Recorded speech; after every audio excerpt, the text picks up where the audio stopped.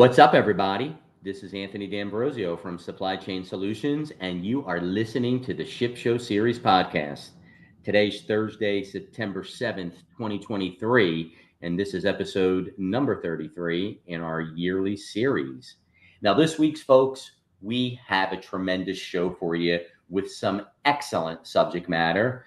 This week, we're going to be talking about the port of Sabetta in the Yamal Peninsula and why Russia's latest mega port is a big deal. But I would be remiss if I did not introduce my amazing Ship Show co-host, the amazing Jason Brand, our Director of Client Outreach. Jason, welcome. I'm tripping over my words today, but what is happening? It's all good. How are you? Not much is going on. And you know what? It's so funny because Anthony and me live in different places. You know, we always love to check in on how we're doing weather-wise. And Anthony's dealing with a scorcher, and we are dealing with wonderful weather right now. It's my ideal temperature. Global warming will not do me well. I don't like it that hot. Our director of marketing honestly likes it at levels that both of us cannot handle. So he's ready, but yeah, I am not. So thankfully it's feeling fallish here, which I love. But yeah.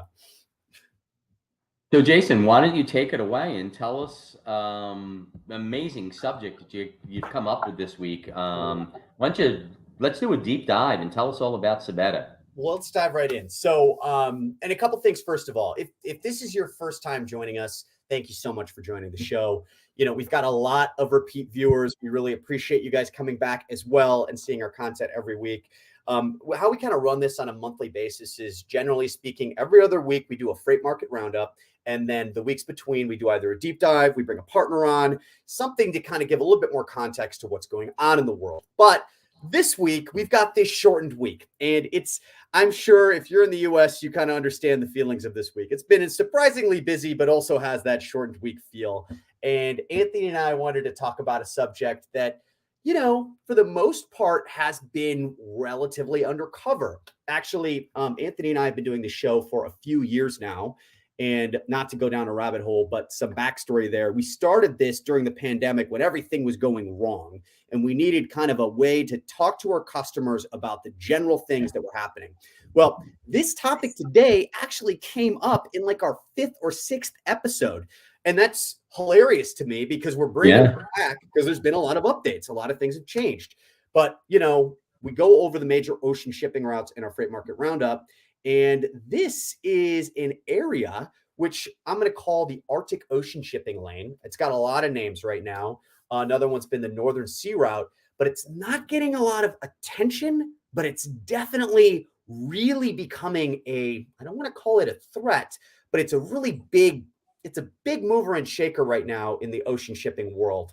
And, you know, it's the reasons behind that. You know, you can obviously pontificate in a lot of things, but there are some levers that have been pulled that have caused this, and we're likely going to be seeing a lot of use of this lane going forward. So it's a great topic today. There's a couple huge megaports as well that have been created to support this, and we want to talk about those too. So a little bit of tidbit. So we started the show, like I mentioned, during the pandemic, so 2020, but this the northern shipping route was already picking up. If you go back to 2013 through 2019, the number of ships operating in the Arctic water grew by 25%, and the distance they sailed on average had increased by 75%. So you can kind of see the creation of this lane. Obviously, warmer temperatures allowed for less thick ice, but Russia is a master at dealing with ice. So it really wasn't an issue for them. They just needed to, you know, make it feasible. You know, now if we fast forward from that 2013 to 2019 period and look at 2019, just as I was mentioning, there's been a couple key ports that have been created or have been enhanced. And specifically, a lot of these ports have been near Western Siberia. You know, the ones that were already there, a lot of expansion projects have been done, but there was new ports actually being developed since 2019 as well. And that, you know, kind of the real thing is, why is this area picking up? What's going on? Well, the best thing you've got to look at when realizing why there's all this activity in this region is you can take a look at Russia's oil and natural gas production as far as like a heat map goes. Where are the oil fields? Where are the largest sources of oil? And an overwhelming majority of that production or the potential oil and natural gas production is in none other than Western Siberia. So, and Western Siberia actually happens to not only be the most significant oil producing region in Russia, but it's actually up there in the world. So, as you'd expect, the region happens to be home to a ton of the largest oil fields as well. A couple of those, the names are in Russian, so I'm not even going to stumble through them because I will. But you just have to realize that this region, when it was discovered back in the 1960s and 70s, it had a huge ripple effect for just Russia's energy, their energy sector, and what they made their economic focus about. So a lot of things have been dramatically shaped around this discovery of these Western Siberia oil fields. So you want to dive a little deeper into that. Basically, after the 60s and 70s, there was a ton of infrastructure development that happened just to streamline this exploitation process of these oil and natural gas reserves. So pipelines, roads, railroads, and even ports started to get created. Ports really, albeit were later, but we'll get into that. And all of these pieces of infrastructure were developed under the sole purpose of transporting crude oil and gas from these very remote Western Siberian fields to refineries and then to domestic markets and export terminals as well. So you can, great example, the Trans-Siberian Pipeline. It's a testament to these developments, and it links this Western Siberian oil field to the energy-hungry markets of the European economies. Now, there is a ton of economic implications that happened from the 60s and 70s discovery of this just plethora of natural gas and oil, specifically for Russia. So the revenue from oil and gas exports, it's just been instrumental in filling Russia's, the state rainy day funds, the war chests, and really everything else. So during periods of very high oil prices, the revenue from these oil fields have contributed significantly to Russia's foreign exchange reserves. And it's also been really the underpinning of their economic growth. The reliance on this revenue source is really even more crystal clear when you look at the country's economic health in years where there's been major oil price fluctuations. And you can really look over the past 40 years and see when there's oil price instability, Russia's economy really suffers. And this is just due to their heavy reliance on hydrocarbon exports.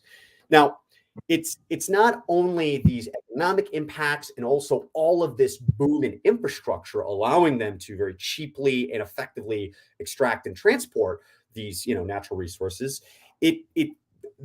The discovery of this also put them on the geopolitical stage and gave them geopolitical influence. And, because they became one of the leading energy exporters, Russia was able to leverage its position of power as a cheap energy provider and use that to forge alliances, negotiate deals, and really also exert influence over other nations. And this actually happened, especially in Europe. So you can kind of piece together why we're covering this topic today. Because, if we go back to a major event that's affected us in the oil and gas markets here in the US, the Ukraine war, and you kind of see how this has been tracking since the 60s and 70s, you see this is really a hot topic that needs to be discussed. And what's going on right now is obviously this rapid emancipation, I'll call it, of cheap Russian oil from the European economies. And it has put a substantial amount of strain on Russia as a country. And it's forced them to think of new ways for transporting their most valuable export to countries who still want to buy from them. And more than that, really, how they can go about trading this very valuable resource of theirs without interference from other foreign powers. So, historically, Russia would take their oil, they'd extract their oil from these Western Siberian regions, and they would transport it to locations like the Gulf of Finland, and that's near St. Petersburg, or they transport it to locations like the Black Sea, which is near the Mediterranean. But since the Ukraine crisis, buyers in these regions have dramatically cut down on their imports. And at the risk of also interference, Russia is more hesitant on using these ports and gateways as a means of transporting their oil. So, I think one thing we've got to discuss here is China so far in 2023. Obviously we think about everything and the emancipation of this Russian oil, but China in 2023 has been the by far top buyer of Russian oil and natural gas exports. And, they've been this actually way for some time throughout this period. There was a slight kind of break, but they picked it back up pretty quick. And so given that, we think about these conventional ports, the Black Sea, the Gulf of Finland, you're actually shipping these resources in the opposite direction before they're shipping it back over to China. So this is kind of where it was only a matter of time before a trade route that was more catering to China would be developed. And this is our Arctic Ocean lane. Now, before we kind of dive into that a little bit more, I just want to run through the numbers so you get a good idea of what's been happening so far with oil and gas exports out of Russia in 2023. So China, biggest importer, as I mentioned, over $30 billion worth in total energy trade. That accounts for around 23.9 billion of crude oil, 2.7 billion worth of natural gas, 3.3 billion dollars worth of coal. Now the EU is actually still coming in second. Despite all of these sanctions, they are way cut down from what they used to be, but they're still importing around 18.4 billion in total of imports. And this is kind of where you can see a big distinction between China and the EU.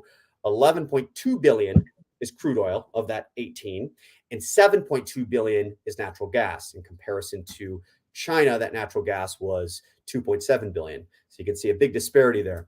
India is third with 15.2 billion in total energy imports, and fourth major trader and importer of Russian energy products is Turkey, which is a totaling $12.1 billion in energy imports. So obviously, the imports they used to use still have some they still have some use, but it's been far reduced from before. And when you really consider these numbers, this is kind of where the port of Sabetta and other of these new ports being constructed in the Yamal Peninsula or near the Yamal Peninsula, which is a very northern peninsula, really starts to fit in the equation. Anthony, you want to dive into some bits of what we're what's going on in these regions? Yeah, well, it's really amazing. Just a couple of things, just anecdotally. I mean, as you stated so clearly, I mean, Sabetta is one of those largest Russian Arctic ports situated in that Yamal Peninsula on the banks of the Obi River, and that's spelled Ob River. And this port project was initiated by the Russian government as a project of strategic importance because I think what's really interesting about this is that I think this area of the world holds probably more than 20% of the key oil, untapped oil reserves and liquid natural gas reserves in the world, left in the world. So this is a huge area. And I think one of the things that's really amazing is, how the Russian government, has really become experts at transporting all of this oil and liquid natural gas because, they have been building now these ice class, these oil tankers and liquid gas carriers that are ice breaking class. So these are new cutting edge liquid natural gas carriers and oil tankers that are specifically built to be able to, break through all of that ice up there in the Arctic region. And what's interesting is the Russian government just ordered 15 new ice breaking liquid natural gas tankers, along with a new rail line, and also two more liquid natural gas facilities across the Obi River estuary. So I think the Russians are expected that all of their plants in this area will produce a combined 60 million tons of liquid natural gas each year, by 2030. And, I think what's really neat is the way they've pivoted, like what they like to call this Arctic pivot. Okay. Because Sabetta, which is this small community, even by, by frozen tundra stands, it's only 5 years ago. It's now a major building block for the Russian government and, President Putin. And, in his own words, it's become a very convenient place with really good logistics. And it's sort of become this universal port for all kinds of goods now. And I think the prospect for relatively cheap gas along this shortcut between Asia and Europe drew a lot of investors, anxious to get a toehold in this area of the Arctic, based on many of the U.S. Geological Survey estimates that the U.S. government did, 15 years ago. And as I was mentioning earlier, it probably holds a fifth of the remaining oil and gas reserves on Earth. And total, as they say in French, it's the largest French oil company in France.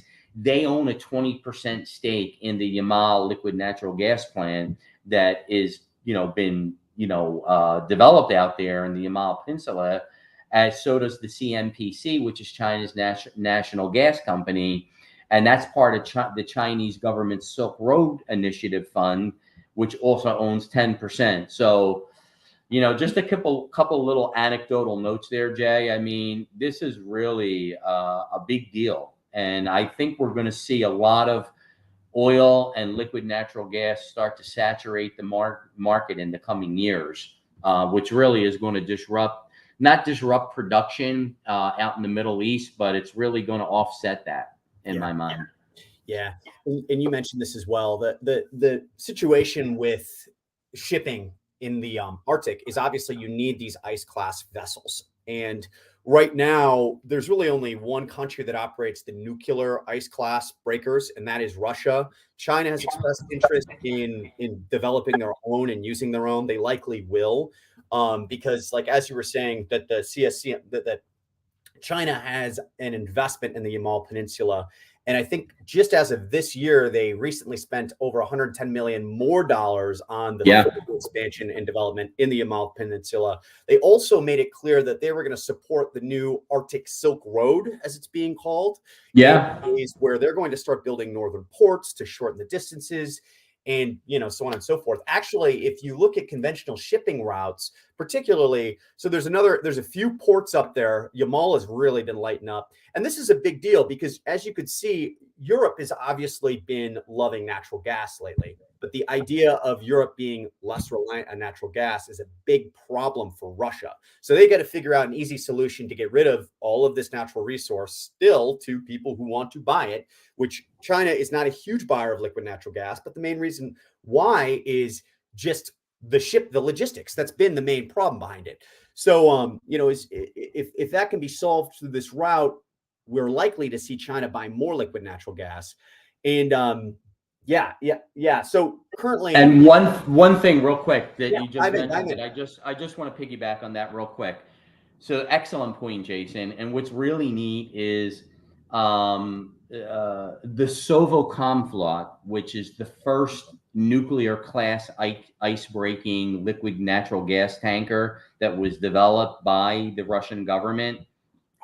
So on its maiden voyage out there to the Yamal Peninsula, out into the Arctic, it was breaking through 5-foot thick ice like butter en route, And so, I mean, it's amazing with some of the things that they've been able to do out there. And the other big thing about it is, aside from the nuclear class vessels, some of these other new vessels that they've developed are running on natural gas now. And it's a big deal up there because, running a ship on liquid natural gas doesn't help the climate much, but in some respects, is a quote I have here. But in terms of accidental release of, diesel fuel or other types of fuel that could contaminate that pristine, environmental system there up in the Arctic,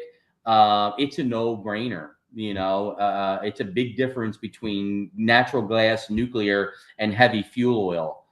So that's a big thing for the environment as well. And I just wanted to slip that in there. No, that's perfect. Because I know you and me both, when we were diving into this, it's crazy how many tunnels you can go down because there is really a lot of information out there.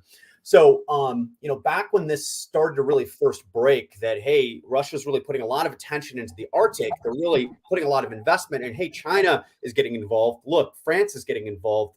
Before all of the fallout during the pandemic, during the Ukraine war, the idea of using the Arctic lane was a big deal, and it was viewed previously that other countries could play in that lane for certain months during the year, and then after that, it was Russia essentially.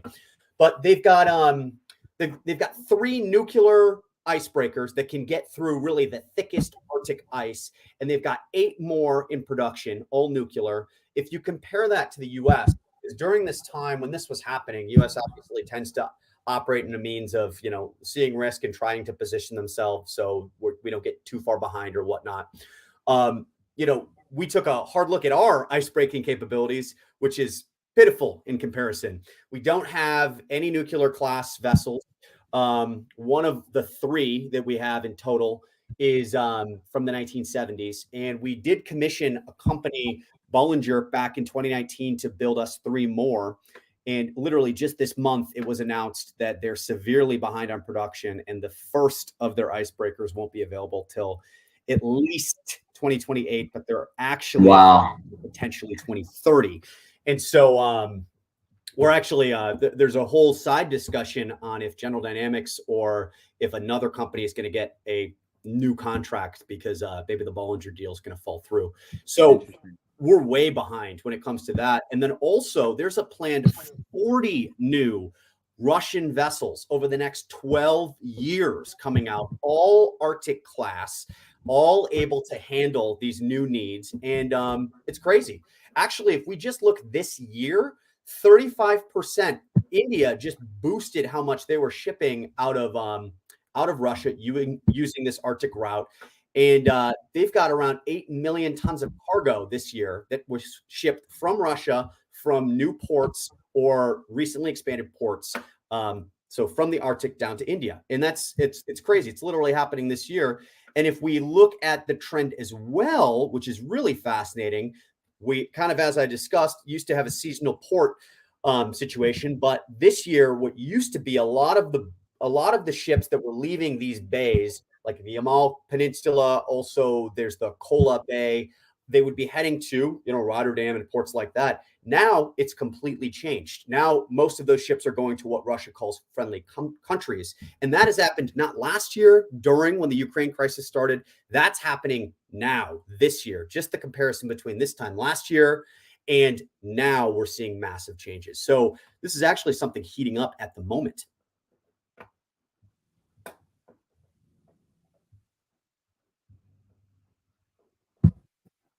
Yeah. So, Anthony, how do you feel about this versus, because obviously the big discussion has been, we had the Nord Stream pipeline and all the situations that happened there between, Russia and Europe. A lot of talk goes on to why is Russia not building a pipeline between, or at least expanding their pipelines between Russia and China? And what's your opinion on a pipeline situation versus using these ports? Well, I think that the Russian government and President Putin is highly invested, not only just financially, but highly invested strategically. They feel it's a matter of national security for them to actually develop this area. And, whether the Russians are going to benefit from this, what people have called this Arctic gamble, or I've seen some quotes out there that people have said, or will we see it as Putin's folly? It really remains to be seen, because one of the rubs about this is people are talking about climate change, and so in the meantime the Arctic continues to warm at twice the rate. How is this going to affect as production keeps ramping up, and how is it going to affect all these things that they all this money and people and infrastructure that they've invested? And I know from our research that I believe there's close to 13,000 people now working on the remote coast of the Yamal Peninsula to develop the Yamal liquid natural gas plant, nearby the Sabetta port. So, I think pipelines seem logical, but I think with the investment on all these ice class tankers that they've put a lot of investment into. I think they're really committed to being able to load at this port and take their oil and liquid natural gas all over the world. That's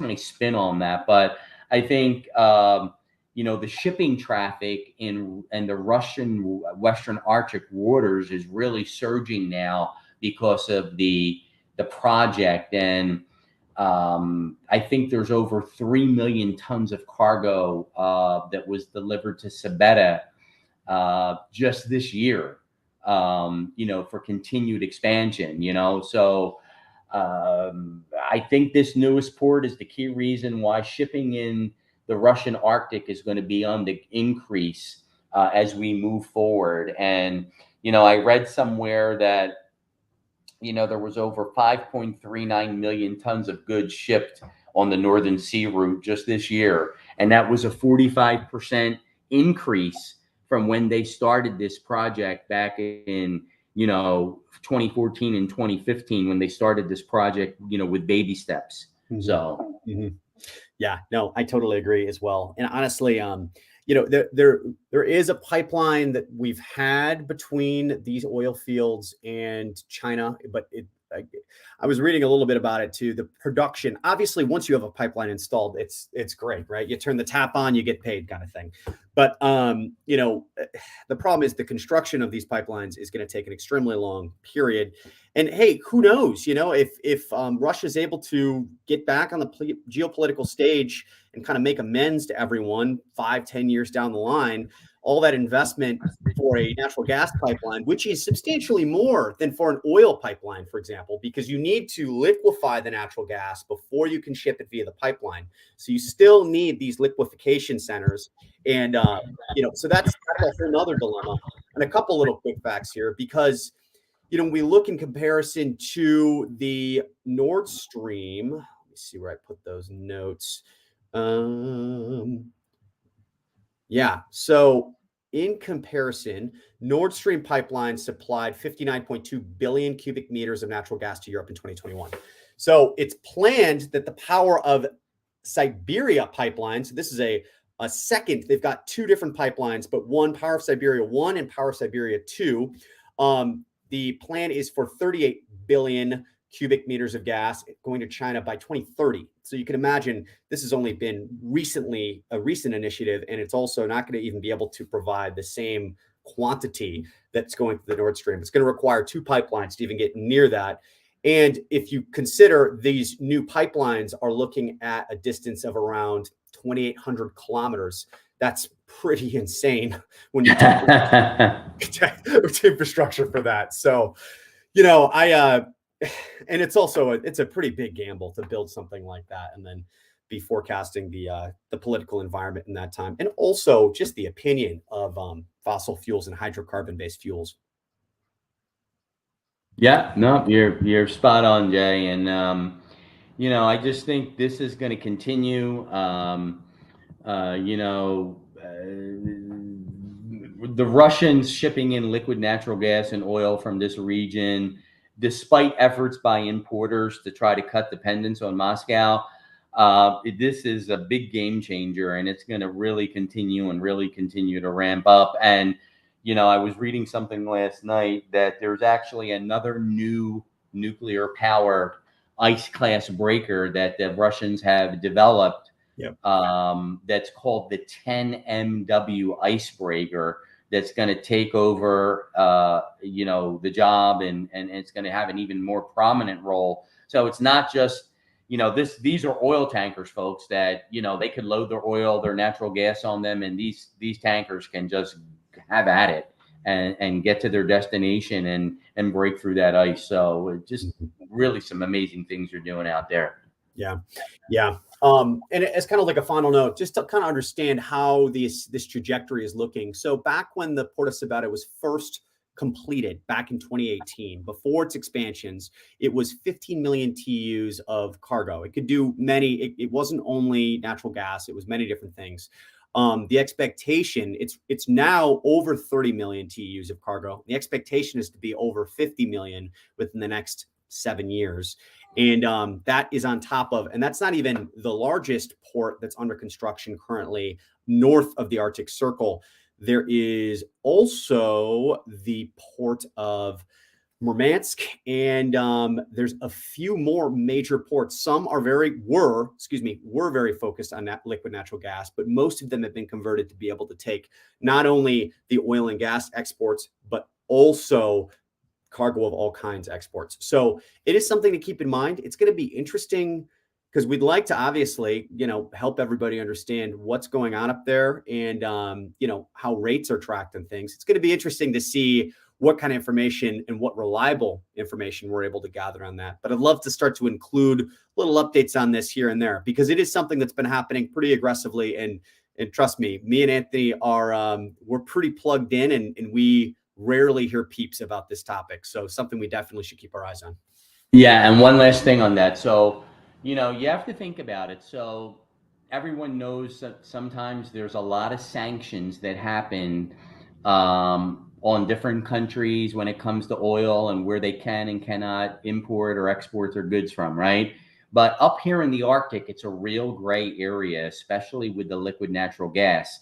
And it's a big gray area for the Russian government because there's no sanctions against liquid natural gas like there are for oil. So again, despite efforts of importers to reduce their dependence on Russian gas and oil, they don't have complete control of the market. And the two biggest customers for Russia, for their LNG, for their liquid natural gas, and this new emerging oil coming out of this area, are Japan and France.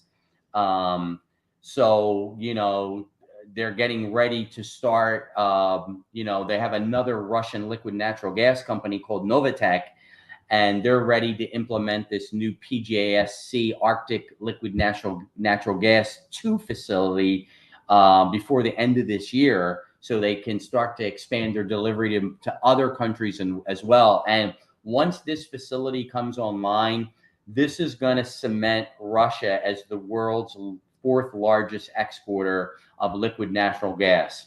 Mm-hmm. Right now, the U.S. is still number one. We still have some of the, I think we still have the most reserves of liquid natural gas of anyone in the world that we know of.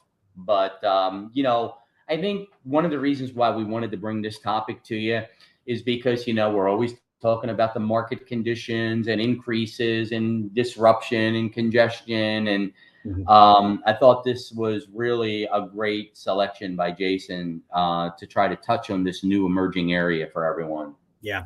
Energy markets are really critical right now, too, especially with all the big moving and shaking going on. It's really important to see, what is the most viable, easily accessible, and, cost-effective fuels that are being used. And you got to keep your finger on the pulse of that, because that's going to change how the markets operate. I mean, access to cheap energy is critical for emerging markets in particular, because they don't have the technology to enable some of these renewable resource energy collection and utilization devices and technologies.